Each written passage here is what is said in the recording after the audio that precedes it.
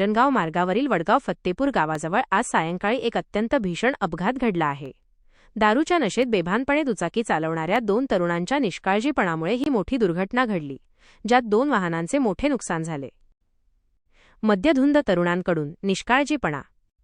मिळालेल्या माहितीनुसार शुभम चौखंडे अंजनगाव आणि निखिल चऱ्हाटे परतवाडा हे 2 तरुण दुचाकी क्रमांक MH27DC 6043 वरून प्रवास करत होते। हे दोघेही मद्यपान करून धुंद अवस्थेत होते आणि वेगात बेभानपणे गाडी चालवत होते। त्यांच्या याच लापरवाहीमुळे त्यांनी समोरून येणाऱ्या पावससिंग सेंगर यांच्या चारचाकी वाहनाला क्रमांक MH28CC 3434 जोरदार धडक दिली।